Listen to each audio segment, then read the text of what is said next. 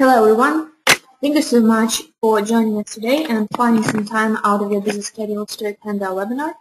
The topic of today's webinar is Email Marketing 101, How to Make It Work.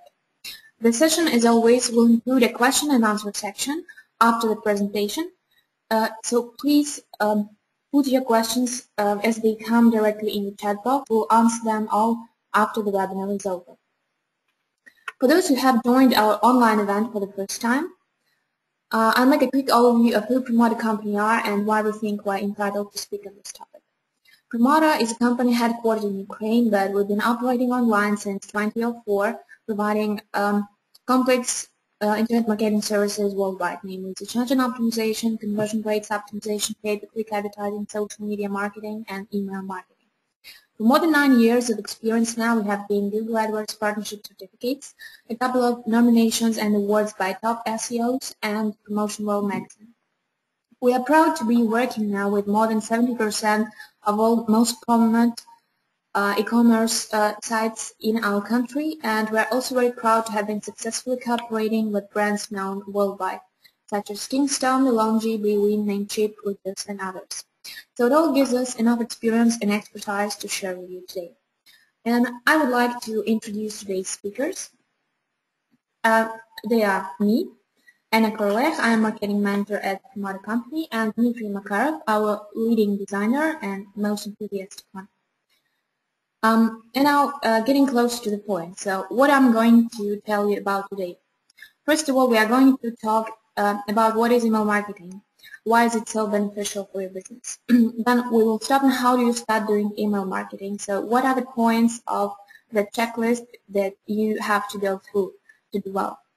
And we'll talk about types of messages, how and when do you apply them correctly, and how do you deliver to get good results for your business. So what is so good about email marketing? Email marketing is not just one of the internet marketing tools which can help you continuously improve the condition of your business. This is the channel of communication with your target audience, which can also help you communicate with each of your customers directly, create a positive image of your brand, and build a long-term relationships based on loyalty and trust, so engage your customers. But before you start doing email marketing, you should ask yourself a couple of crucial questions. Like, what kind of issues do you want to solve with email marketing? It is important to understand that each of the promotional tools exists to solve certain problems. And if search engine optimization and pay-per-click advertising exist to attract traffic to your site, like SEO works more for long term and PPC is more costly but works immediately, email marketing basically has nothing to do with attracting new customers to your site. Email marketing is about engaging those people that you already have. The second crucial question is, who is your target audience? How well do you know for what purpose they come to your site? How can you help them? This is important to already have some kind of content strategy in place, because if you do not have content that can be helpful to your target audience that you can use in your email marketing strategy, this is no way email marketing is going to be easy and beneficial for you. And the third question is, do you plan to generate and increase your contacts database, and how? It has something in common with the first point because, well, as I have already mentioned, email marketing will not help you to increase your traffic, it will not help you generate more leads. So again, you have to understand clearly that email marketing is just the part of your strategy. You cannot start with email marketing. You need to already have some other means that would generate traffic. And then you can engage the traffic with the help of email marketing. So email marketing basically allows you to communicate with each customer directly and personally, to remind your lead base of your brand, keep them informed on all the news and updates, keep them engaged.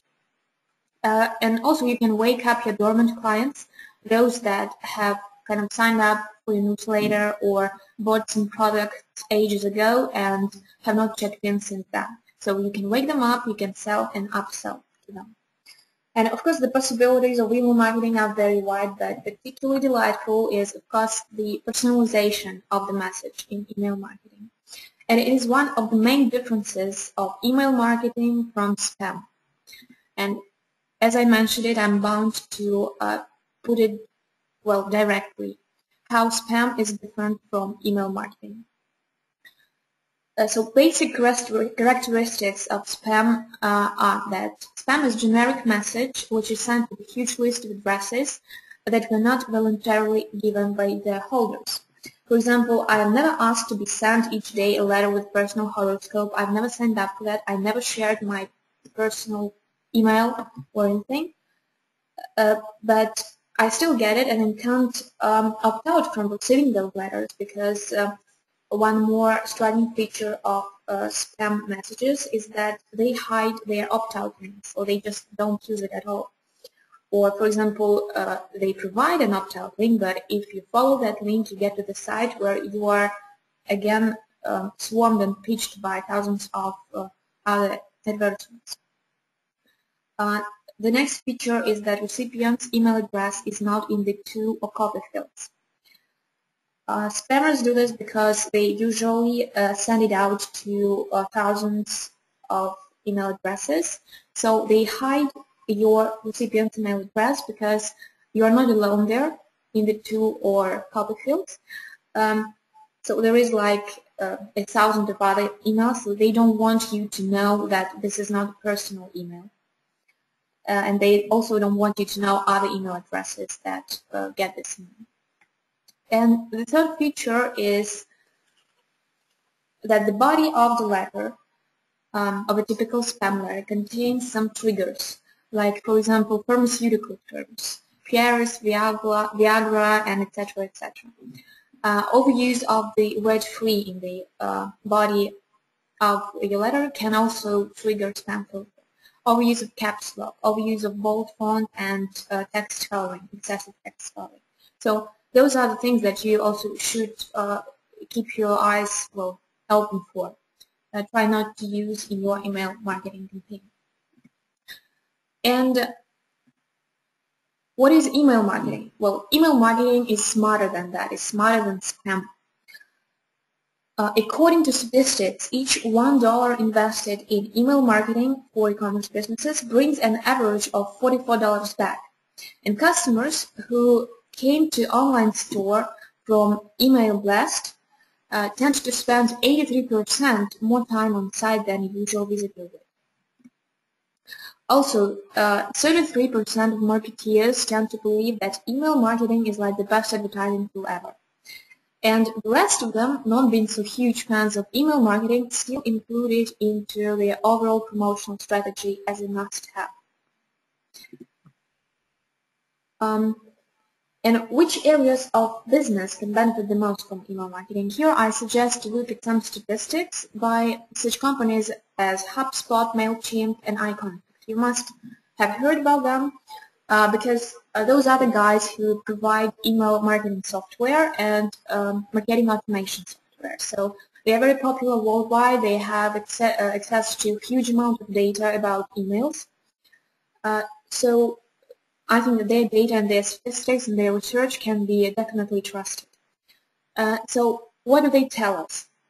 You can see in this chart that most of retail industries are highly beneficial for email marketing. So they can benefit greatly from email marketing because open rates of the emails vary from 20% up to 45%.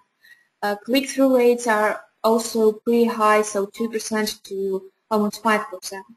Abuse and unsubscription rate is really, really low. And if we narrow down and look at e-commerce businesses, we will see the statistics provided by HubSpot of the levels of user engagement for different niche of online retail businesses. And again, we can see that the engagement is pretty huge. Well, again, HubSpot and MailChimp provide lots of interesting statistics, and I do recommend you to check them out and to dig in, deeper into it after our webinar is over. So how do we start with email marketing? First and foremost, before you start, you need to segment your database. As a business owner, you should understand what kind of people are buying from you, what kind of people you would like to attract, and what kind of people you're working with. So the segmentations can be various. You can segment your database almost eternally. But the easiest one for starters would be to divide your database into your constant or loyal customers, your prospective customers, and your old or dormant customers. So those who have purchased something a while ago and haven't checked in like for ages. And actually, you can keep it going. Like you can segment by sex, you can segment by age, you can segment by different behaviors of people on your site. You can also segment by, for example, well, if you provide something to download at your site, like a guide, a manual, or price list, so you can set triggers for specific action, and again, create a special segment and work with that segment of people in some way. So let's look closer. What we can do, for example, for our first and easy segments, like new customers. We can send them out. First of all, we can thank them for their purchase, thank them for becoming our clients because this is their first purchase.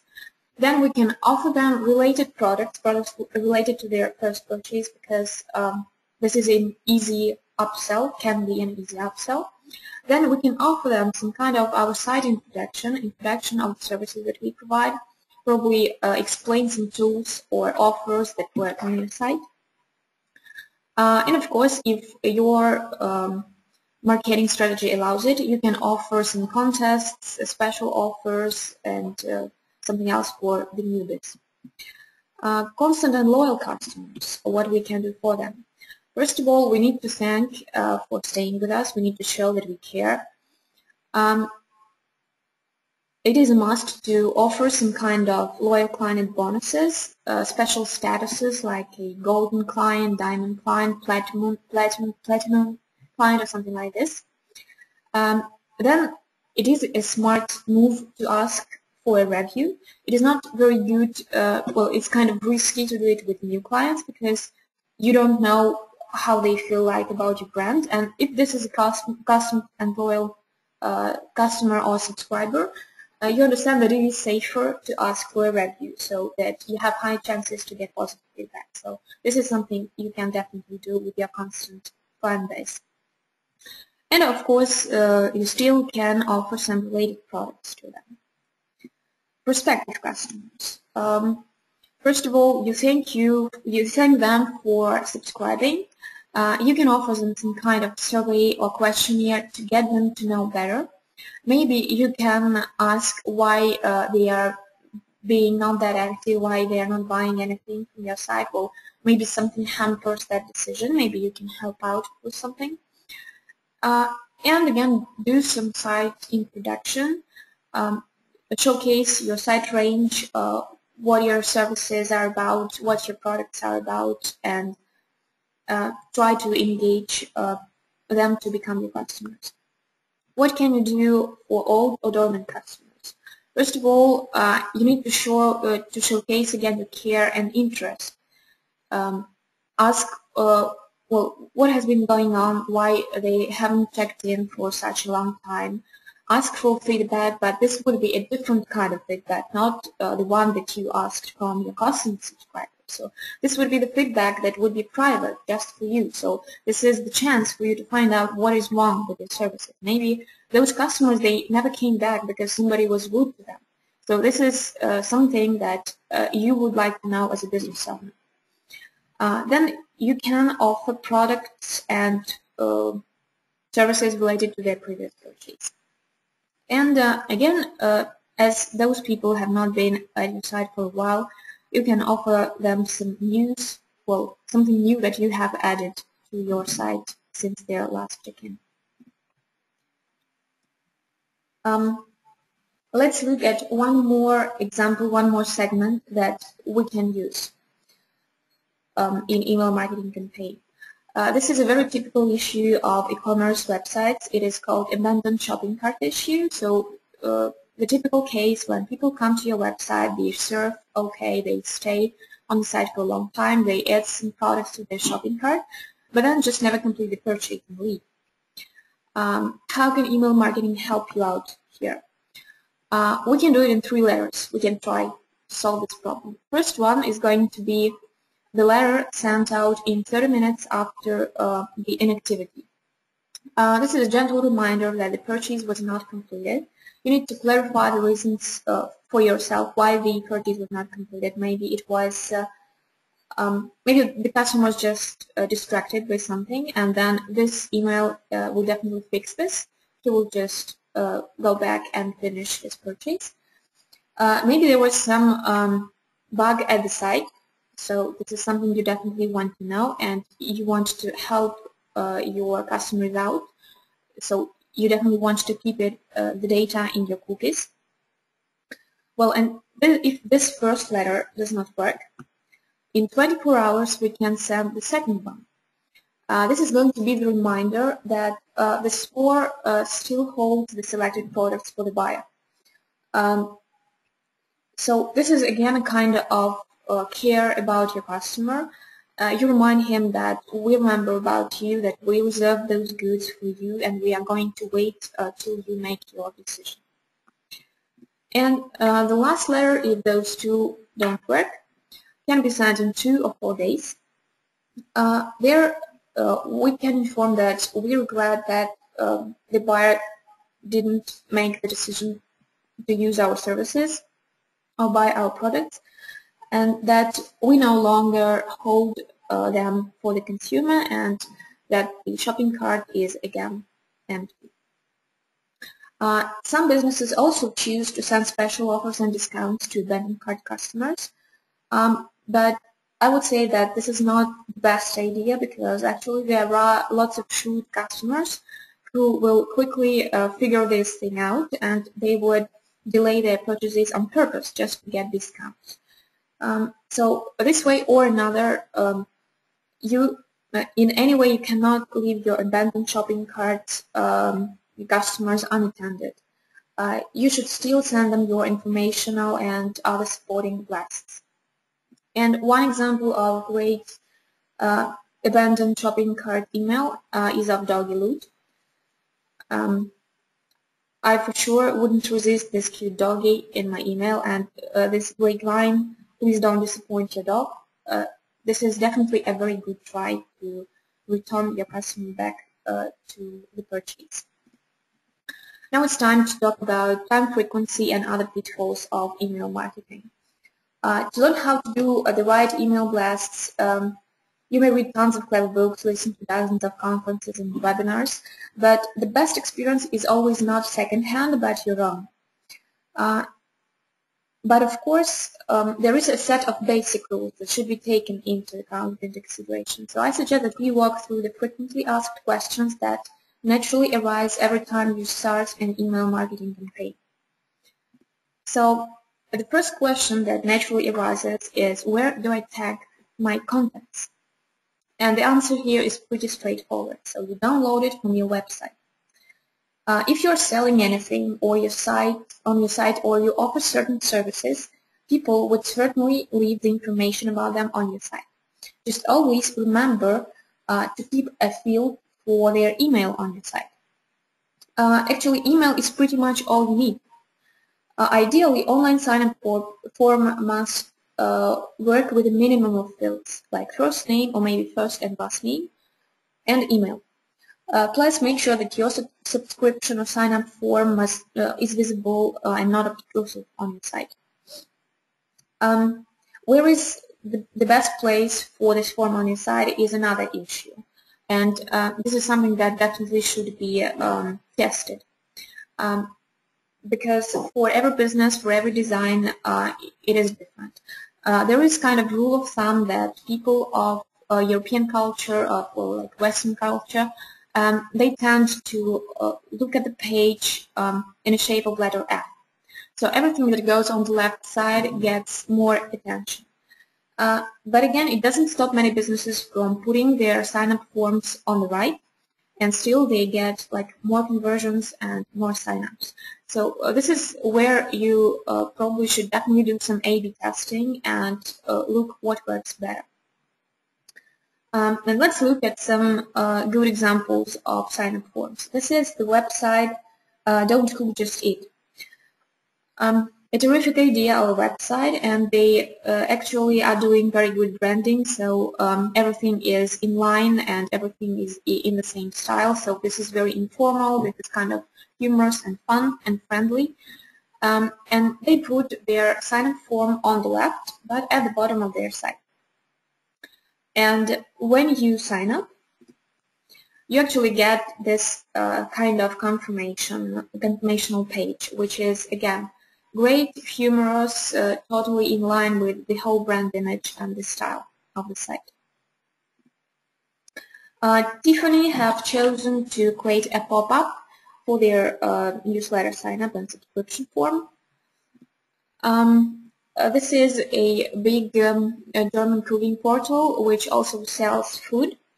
They have chosen to hide their sign-up form at the bottom, but they only have here one field. So it makes much easier for people to decide to sign up. And one good example is a sign-up form by, let me check, Threadless. Yeah, Threadless. This is a creative community, and they also have a clothing store. So they have their sign-up form again at the footer of the page, but they only ask for your email, and when you sign up, you get redirected to a questionnaire, which is kind of, again, a risky step, because actually, personally, when I see such kind of a sign-up form where they ask me for a zip or postal code, I get pissed off, because I hate it.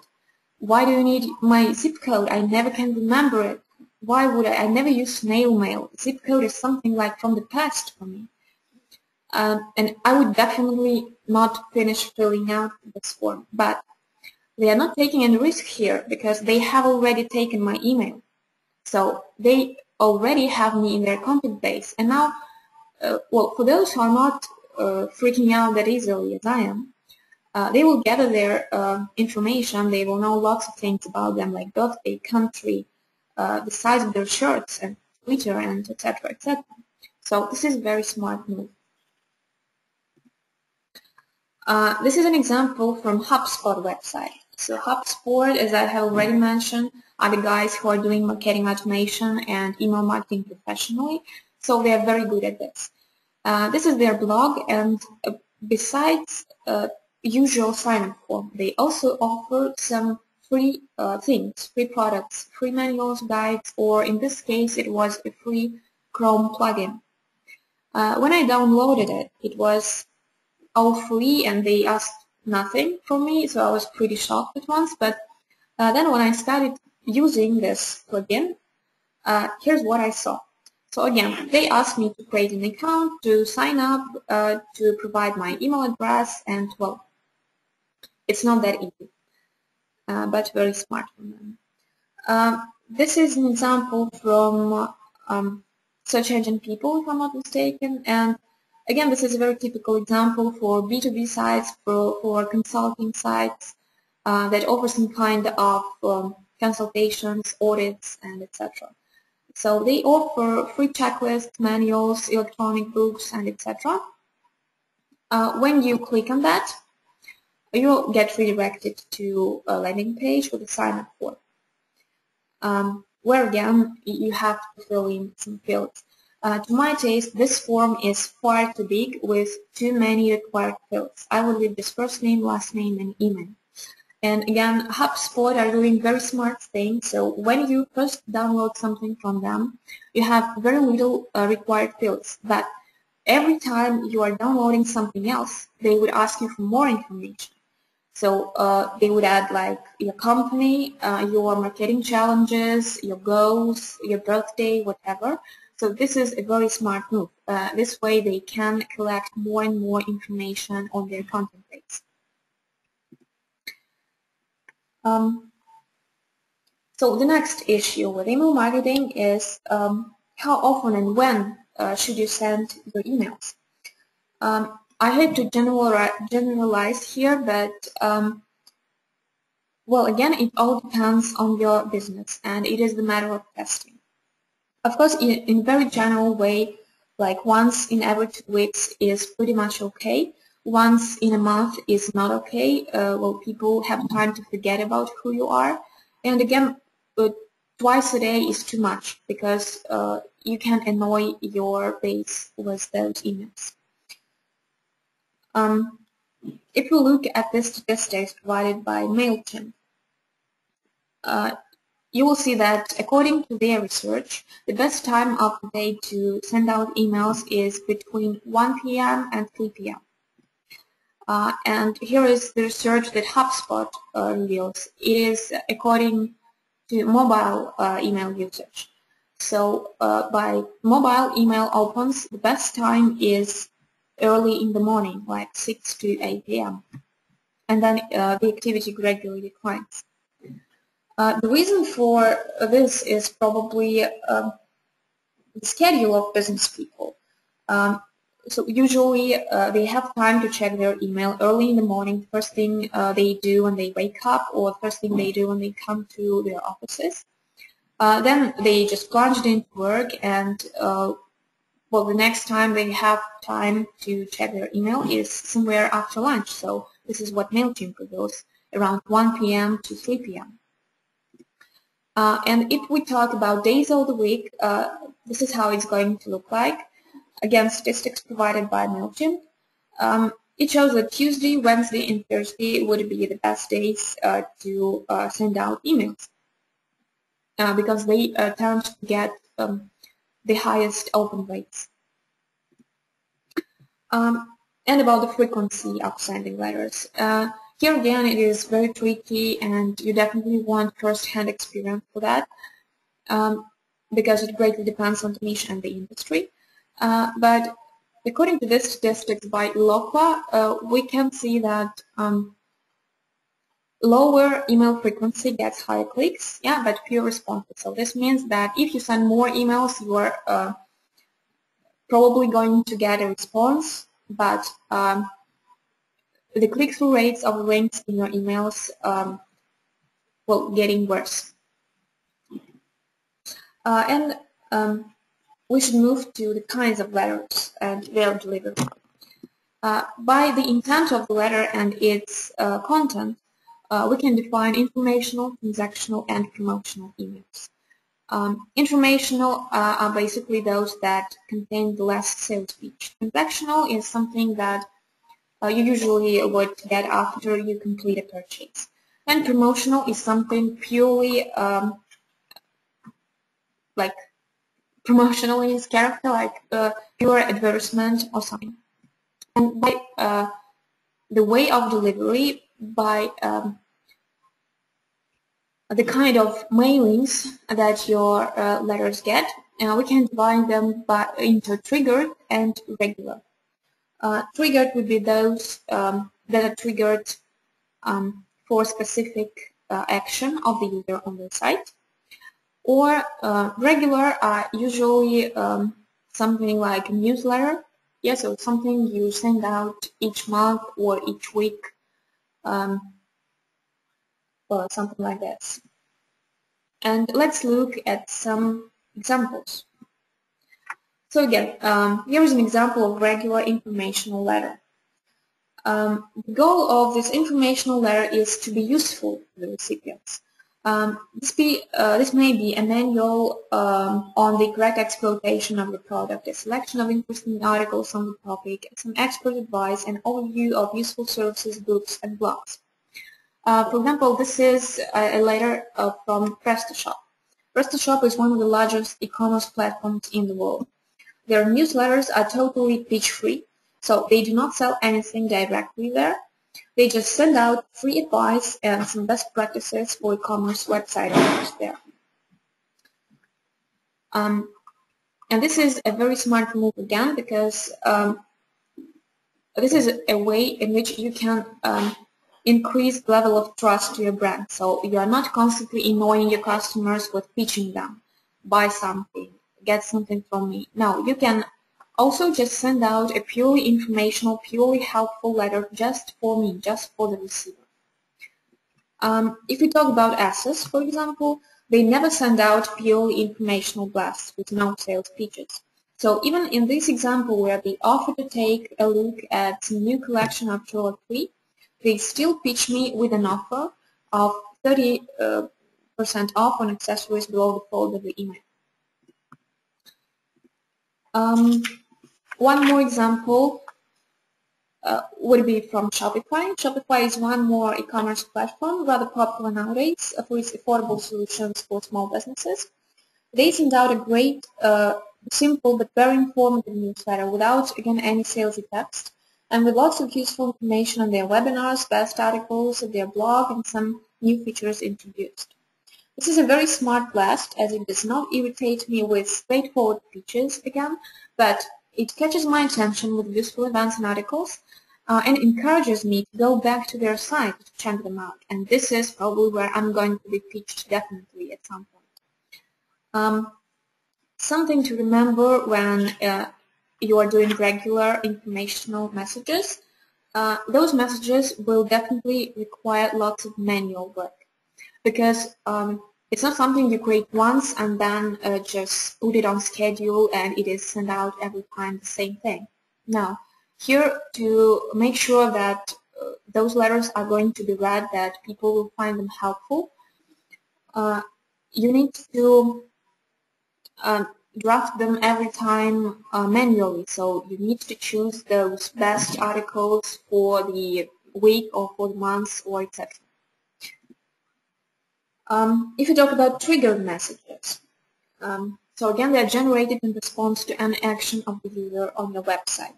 It can be, well, obviously, the user signed up for a newsletter and receives a confirmation of registration. The user has bought the product, so transactional message is a great example of triggered message. You get a confirmation of your purchase. You have subscribed for some webinar, some manual, so you get some confirmation message, and some serious messages again can be triggered. Well, the easiest example is like birthday. If you have that information in your content base, well, each time a birthday comes up, it triggers the message which is sent out to your consumer. Like this is the example from fabric.com. You get 20% off each time, well, you have a birthday. Another example of transactional triggered message is from ModCloth.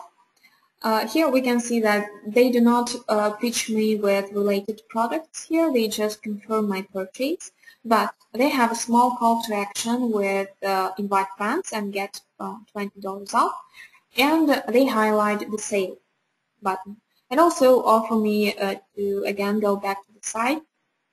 And this is a very light incentive for me, but this is still, it leaves the chance of a person going back to the site and making some more purchases. Next example comes from Amazon. Frankly, I don't like the style of their emails, but again, what I wanted to show here is that besides just plain confirmation of my purchase, they still add some call to action, an incentive to go back to the site to get some Amazon gift cards. And what is good about Amazon gift card is that this is not just one letter that they send. It actually triggers a series of letters. In a week after 1 week when I received my order, they send me a request to review the product, to review the buyer, and to review my experience. And when I actually do review my experience and share it with them, in 1 more week, they send 1 more letter. Probably it was triggered by the fact that I was active enough to fill in the review. And they asked me to review the product that I bought and even do a video review if I'm not mistaken. Yeah. So for this one, I was already too lazy. But again, this is a very nice try for those people who are willing to do that and can share it on your site. And the last example of triggered message is Zappos. Zappos are very good at engaging their customers. They treat them like friends, and well, it is all over their site. It is everywhere on their social networks and their email marketing, and this is very good when you feel like you are actually the part of the family with your favorite brand. So what are the benefits of triggered messages? First of all, they stimulate repeated sales. Um, Everything is up to you, so it depends on the content of the message, and it depends on the series of the messages that you create. Then you reduce customer acquisition costs, obviously, because well, you do not have to waste tons of money on attracting new clients.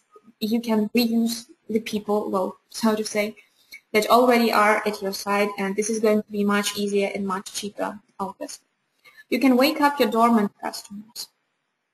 So you can address them again, you can make it personal, you can show that you care, and you have a very high chances that people will come back and will do something.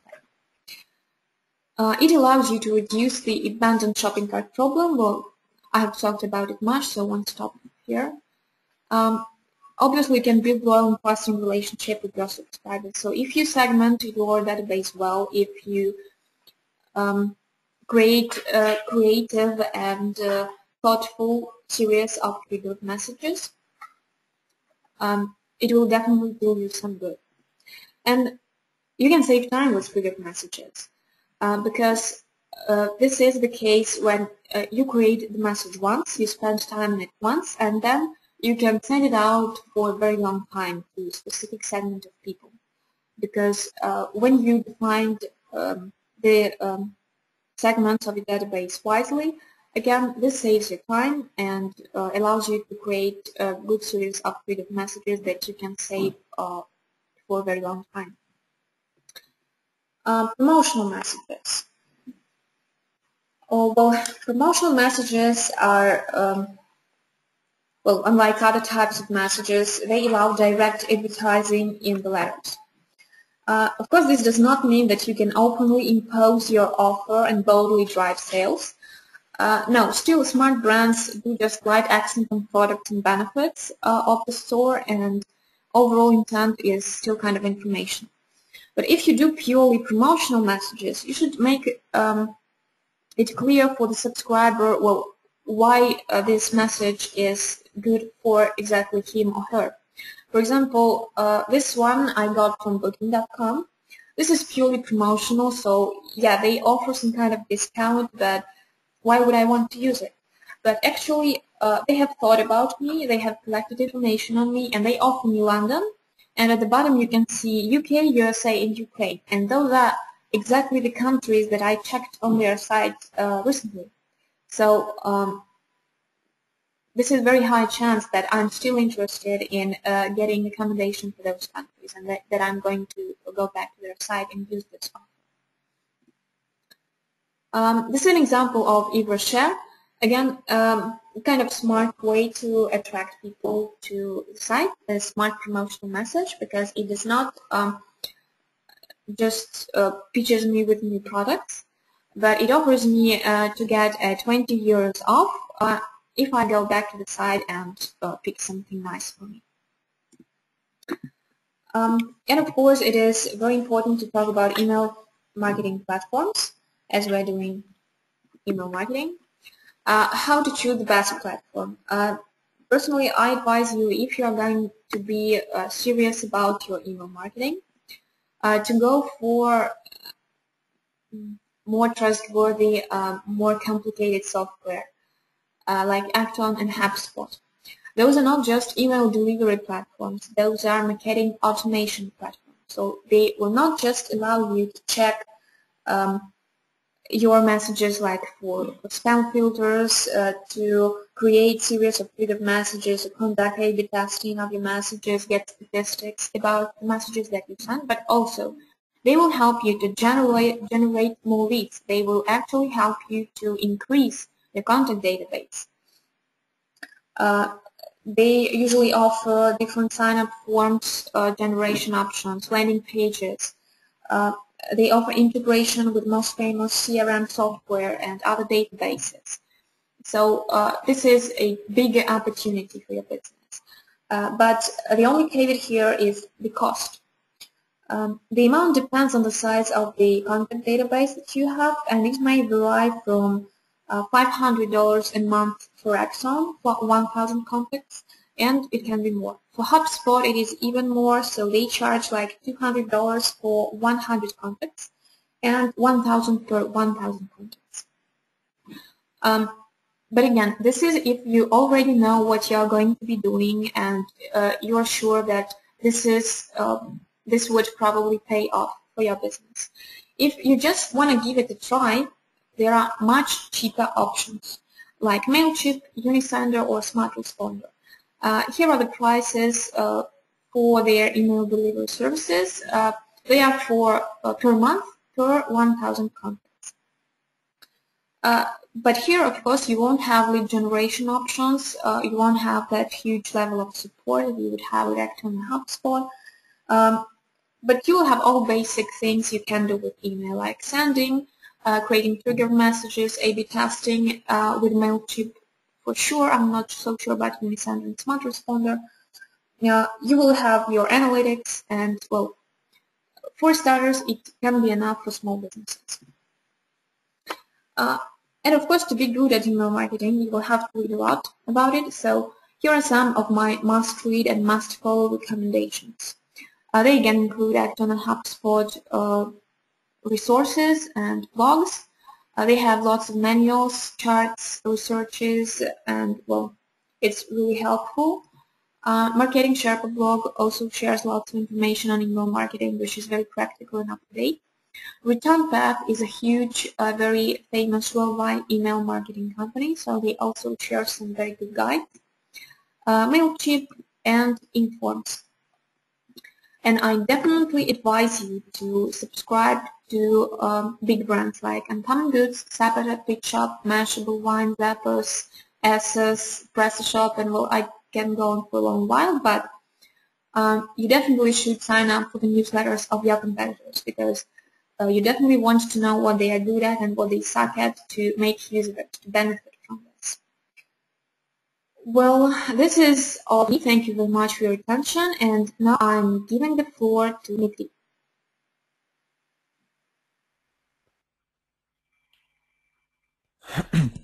Hello, my name is Dmitry Makarov, and I'm a graphic designer at Promodo. First of all, I would like to thank Anne for her presentation, which was very interesting and useful. So I'm gonna tell you how to create readable and good-looking emails. Despite plenty of visual and video content, nowadays internet text still make the main part of information, but a lot of people forget that the main task of any text is to be read. Each of you, like me, every day gets a lot of emails. Most of them are terrible.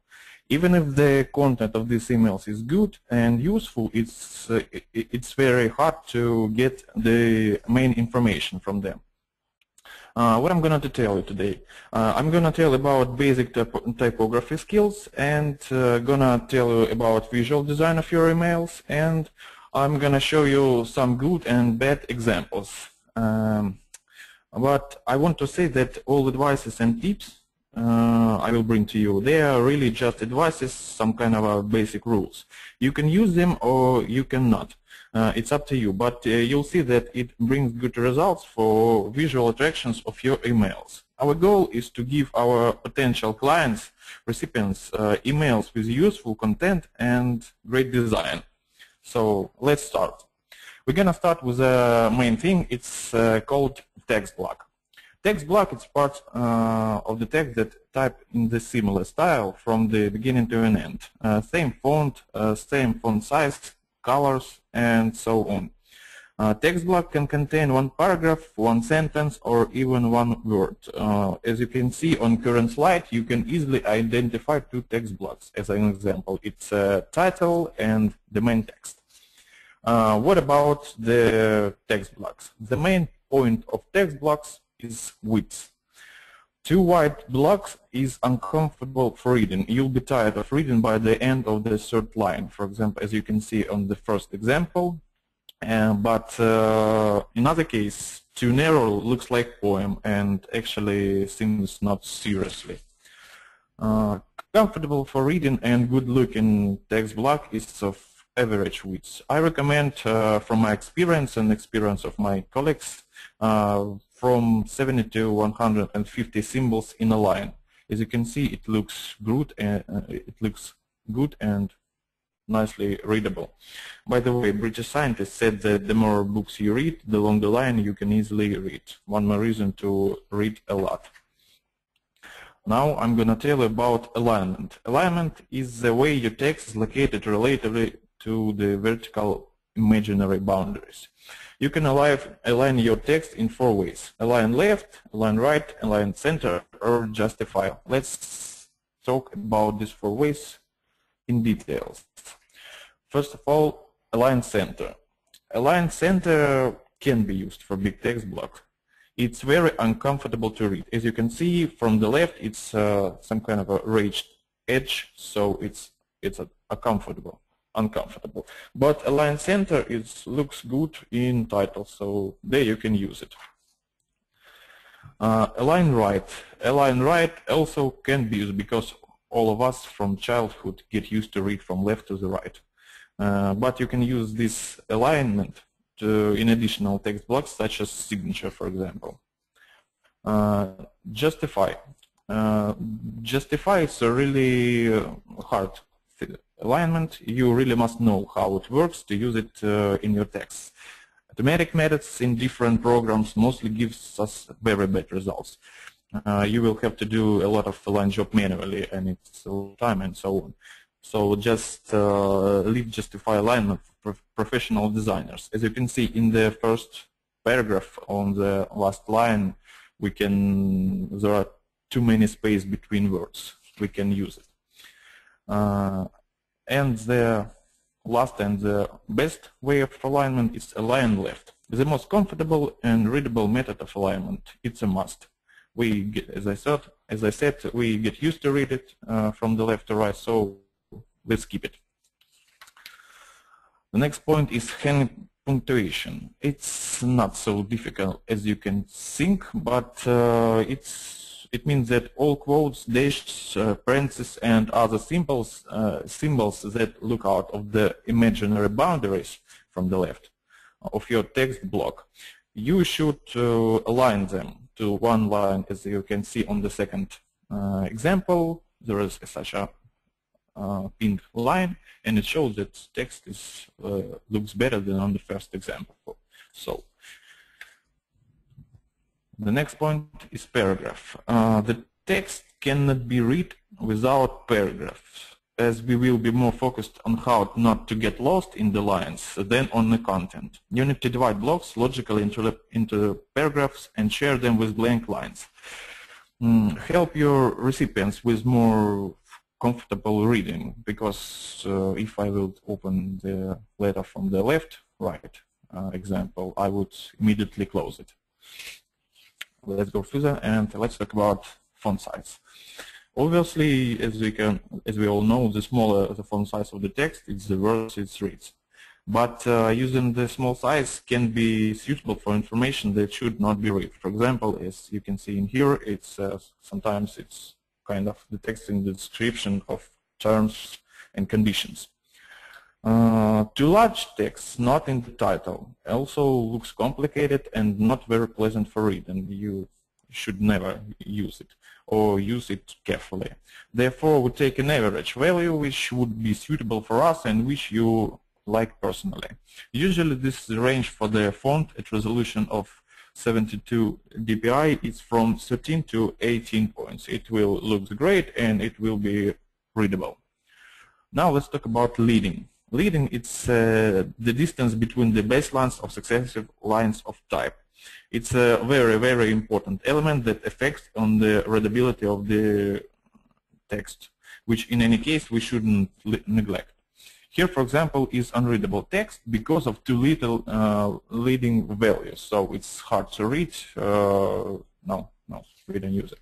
In other case, when you can insert one more line between the lines, it's too much. It looks like some kind of a list, not like one text. So, and again, we take an average value. It's convenient to use the value of leading from 15 to 30% higher than the size of the font. For example, the text below is typed with 16th leading value and 20th point font size, and it looks great and nicely readable. The next point is font. Typography is one of the most ancient science. People spend life to learn typography, and there are thousands of great fonts in the world and hundreds of their types. But we'll take a look just at two of the fonts needed for our purposes, header and typesetting. The header font is usually more expressive, and it should not be used in large text blocks. As you can see in the example below, the structure is been typed as a header, and if the main text was typed like this font, it won't looks very good. And typesetting created for harmonious look in large arrays of text, and harmonious for us means readable. From the ones I tested, and I advise Arial, Verdana, Tahoma, Trebuchet, Times New Roman, Georgia, etc. Programmers, by the way, also will thank you for the use of these fonts on the web. Sometimes we need to emphasize some kind of parts of text. To do this, we can use bold, italic, or caps. First of all, about caps. This is when you write only in capital letters. You don't need to know anything else about caps. Just never use it. As from our childhood, we get used that we start our sentence, letter, word from big letter, and then we go smaller. So let's keep it. Boldface is necessary for us to attract attention onto a specific word or phrase. For example, you can attract attention to phrase watershed event in the text below. And italic is suitable when something needs to be emphasized, paid attention to, but not to make it obvious. The way it's done in our text above, in the first line, you can see Emily Oberman is typed by italic way. When I, at the beginning, said that all of my advices are kind of advice and you can use it or not, this point, it's a must, it's a strict rule. In any case, never. You should never straight the text, neither vertical or horizontal. It's forbidden. Then, when we need to put color, when we need to put our text on a color background, on photo, on something picture, and it's very simple. In order to make the readable text readable, it should be well contrasted with the background on which it's placed. So everything's simple. As an example, you can see, so bad example. If you want to hurt your eyes and brain, try to read the text of pink color on a red background. It's really hard, and don't do it. And if you need to place your text on a patterned background, it will be hard to read or even impossible to read. That's why we put solid color layer under our text block, and our problem is solved. So let's summarize about what we talked briefly. So we now know what it's text blocks, and that the main thing is its width.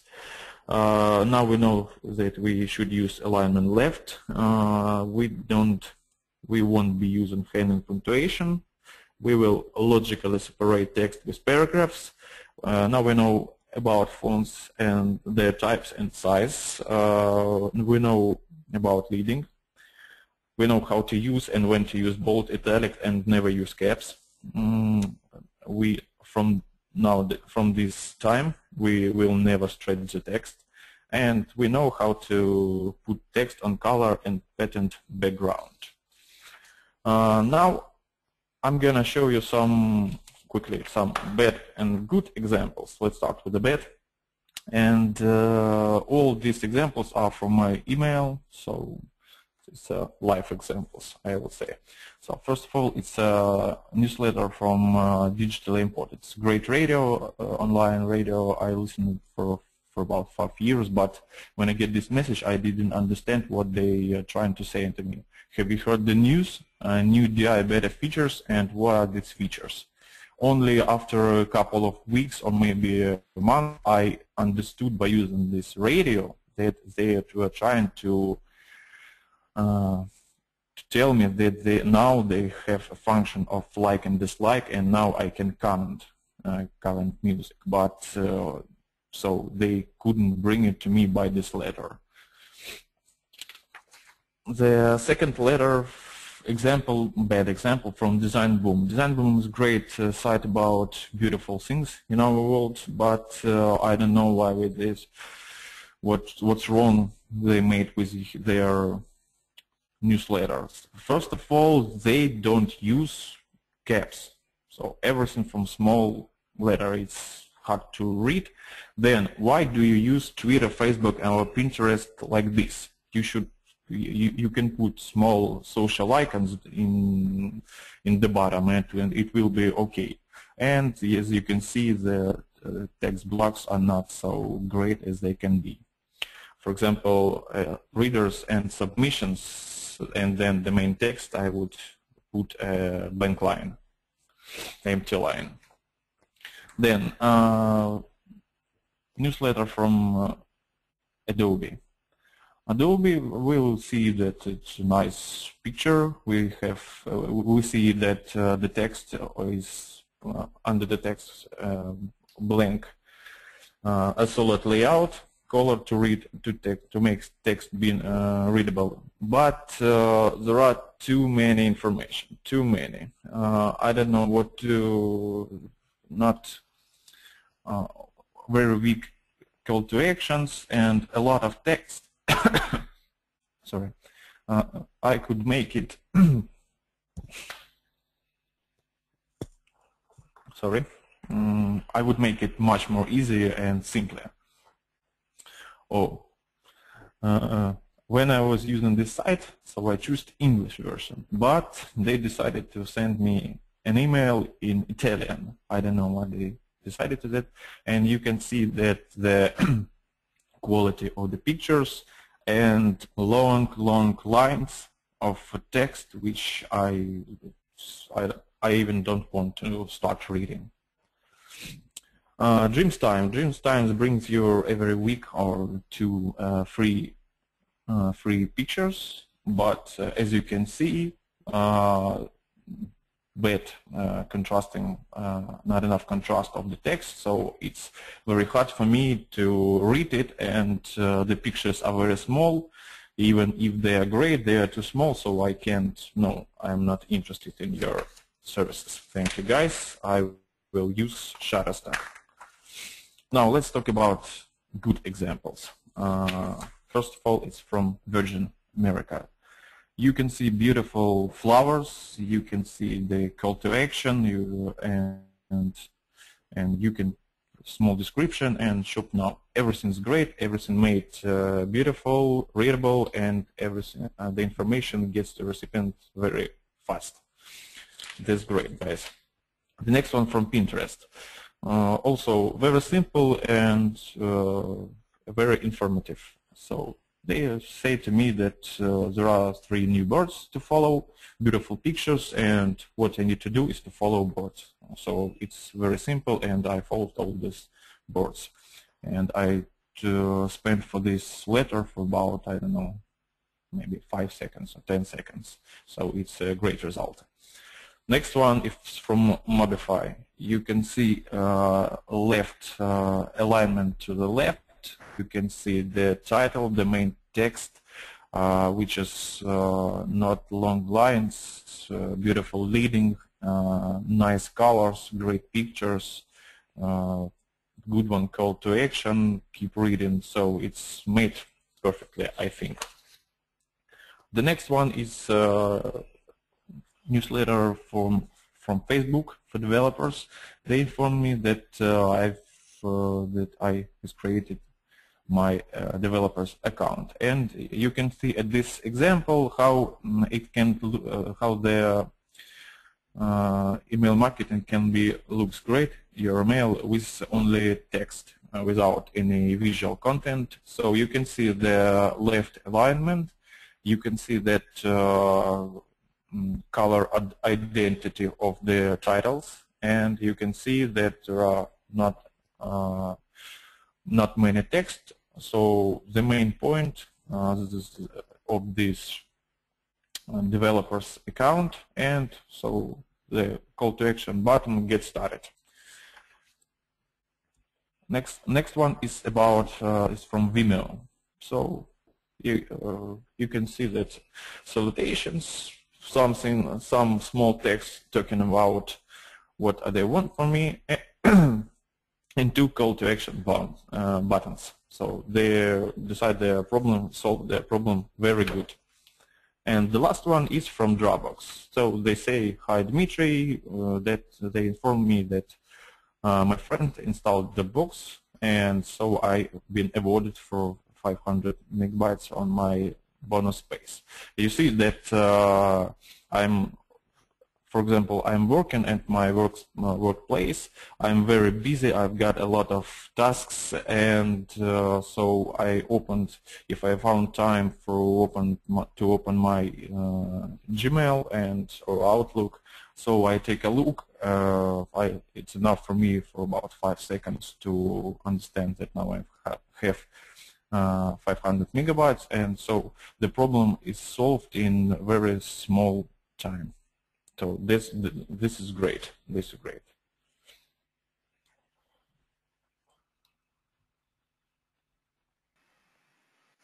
Thank you so much, Dmitry. It was very practical and very usable, I guess. And before we move to our question and answer section, I would like to offer all of our loyal visitors and subscribers some special bonus. This is a free online marketing audit. We would like to invite you to take like a free 10 to 15 minutes personalized webinar for a quick audit of your website and marketing campaigns. It will be done by one of our Google certified experts. What you will get during this free audit, you will get quick visibility audit of your business site, quick SEO review of and review of your existing analytics, audit of your PPC campaigns, technical audit of your site. Best practices of conversion rate optimization are going to be outlined, and they are going to be specific to your project. And you will also get general online marketing strategy insights, so like the strategy, the distribution of all the marketing funnels and how they should work for your business.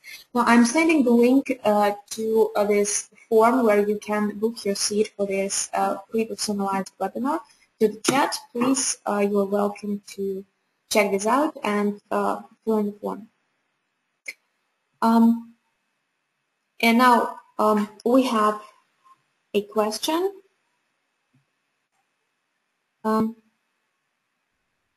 One moment, let me check.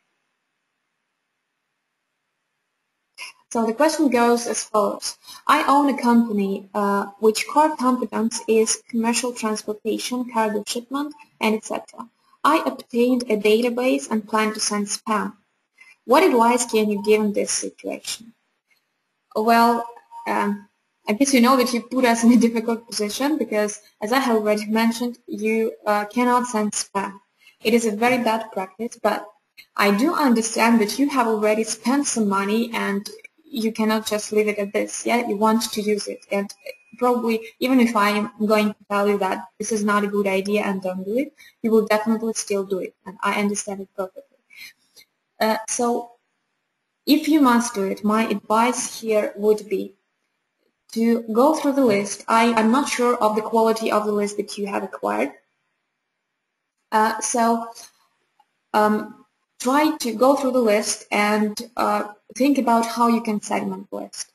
The best way for you to do probably to at least check if those are kind of active emails or something, and try to create the message that would respect all the rules that we have just outlined. So try to spend some time on the layout of your message, on its content,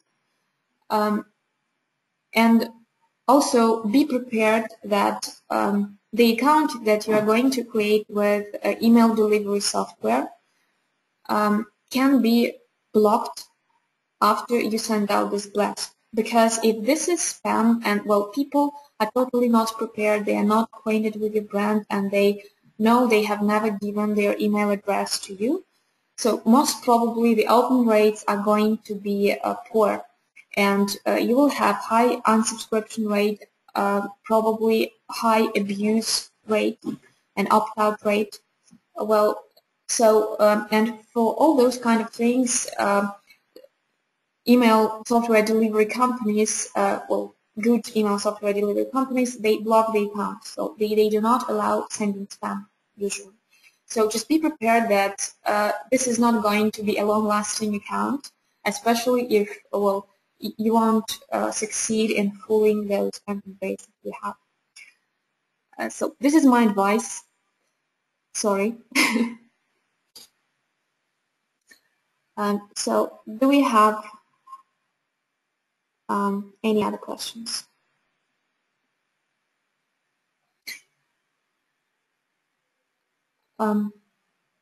Yeah, so here, yeah, the person that sent the question said that, yeah, there are special problems with sending spam. Yeah, but again, we are here to talk about email marketing, not about spam. So, sorry, I know there is black hat programs that can allow you to do that, but why do you want to do that? You will, again, you will spend your time, you will spend your money, but you won't get anything. If you invest this effort and this money in creating, again, the things that we discussed, sign-up forms, landing pages, something to engage with your clients, this is going to be beneficial for your business. And spam and email marketing are not one and the same thing. This is something that you should remember and something that you should try. Spamming is well, the thing that you're talking about, buying somewhere a list of people and spamming them. And email marketing is working with clients that you already have and engaging people in other ways, engaging people with content marketing, and afterwards sending them their emails, your emails, and trying to engage them more with your brand and build the relationship with your people. So thank you very much for attending our webinar. Please stay tuned for our other events. If you come up with other questions, you are welcome to send them to our Skypes and our emails. And stay tuned for our upcoming events at our blog, our Twitter, and our Facebook. Thank you very much. Have a good rest of the day. Goodbye.